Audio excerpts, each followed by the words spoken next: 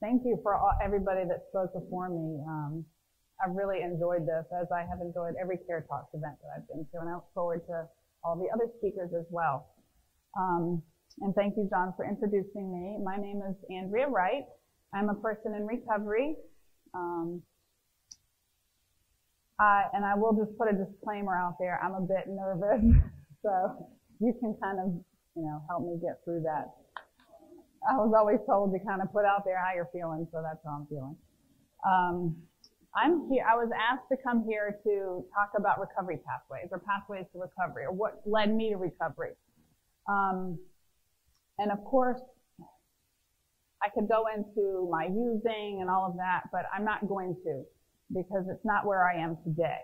And I want to look at what I'm doing today in recovery and where I am now, not where I was 19 years ago. Having said that, I will just briefly say that going to different well-known treatment centers didn't work for me. I wasn't ready. Wasn't ready to look in the mirror, physical, metaphorical, whatever you want to say. It wasn't until I went to a peer-to-peer recovery center that I felt like I had a little bit of hope in me that I could, recover and not use every day. And I'll never forget the day I went and brought a beautiful orchid to the director last month when it was the 19-year, the date that I went in there, and thanked her because she gave me that spark of hope again, standing over my bed, and I was withdrawing and holding on to a purple velvet frog that a dear friend had given me, like a scared little girl. And that's how I felt. And she looked at me and said, "We can get through this." And I believed her. And I'll never forget that moment where I felt like, okay, I can do this.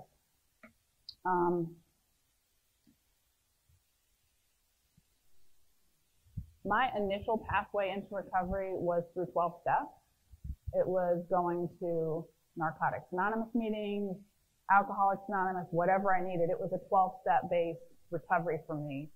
And over the years, my recovery has evolved. My pathways have evolved.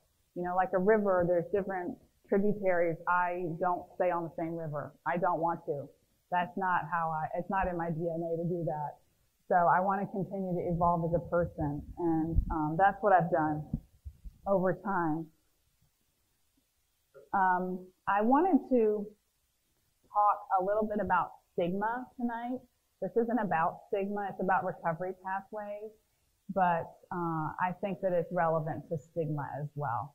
And I did John actually and I started talking a lot when I was in England doing my master's degree, and I did my research and dissertation a lot on stigma. It was entitled criminalizing drug addiction in the United States and in Portugal, and comparing the two different countries, as Portugal has decriminalized everything. And I looked at the stigma related to how the U.S. is in their criminalizing somebody with an addiction, and how Portugal is with the health issue aspect of addiction, and how it has, allowed for the humanization again in people, and allowing people to get well in a setting that promotes that. So I did a lot of research about stigma, and goes back to Irving Goffman in 1963, which a lot of people who study stigma know him. He was a pioneer in stigma. Countless academics research him and use him as well.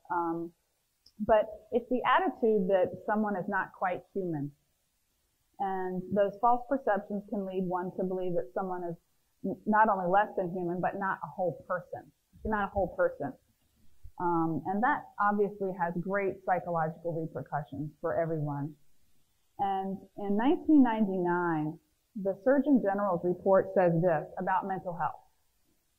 The stigmatization of people with mental disorders has persisted throughout history. It is manifested by bias, distrust, stereotyping, fear, embarrassment, anger, and/or avoidance. It reduces patients' access to resources and opportunities. and leads to low self-esteem, isolation, and hopelessness.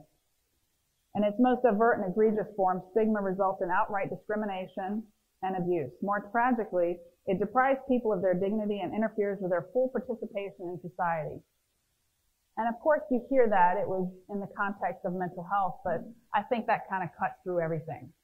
And certainly, addiction as well.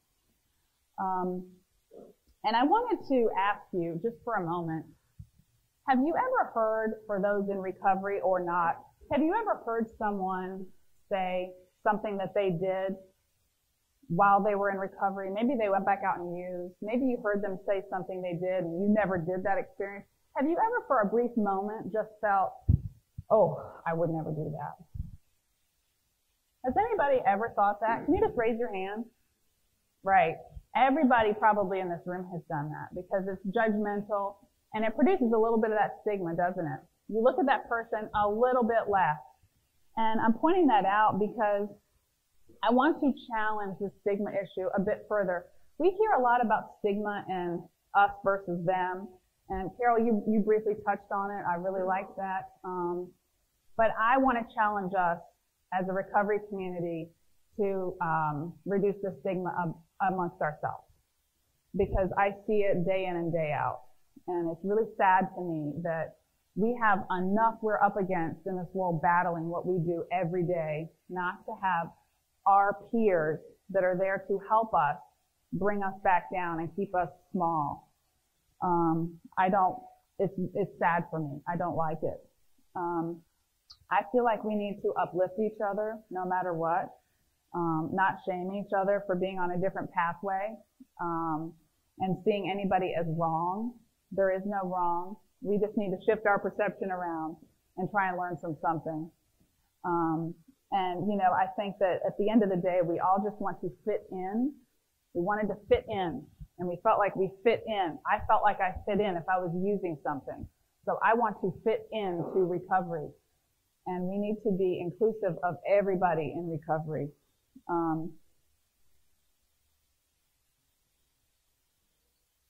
I don't think that the general public, I don't want to be negative, but if we want everybody else to see us differently, we need to see ourselves differently.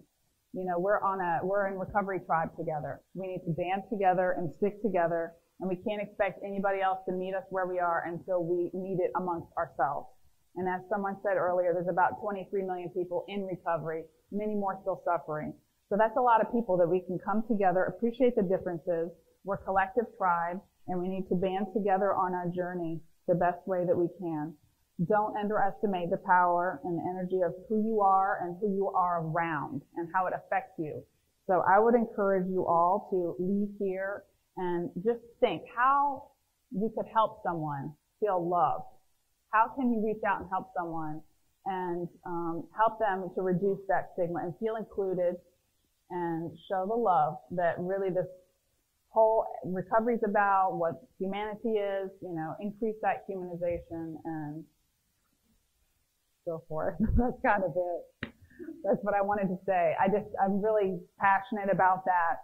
I'm really passionate about that stigma and the way we treat each other, because nobody's perfect and we're all on a journey and we need to feel included together. So, thank you. Thank you very much.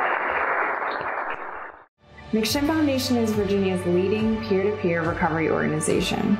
If you or a loved one is struggling with addiction, let us get you connected. We can help you build a solid foundation through recovery. Here at the McShin Foundation, we are committed to healing families and saving lives.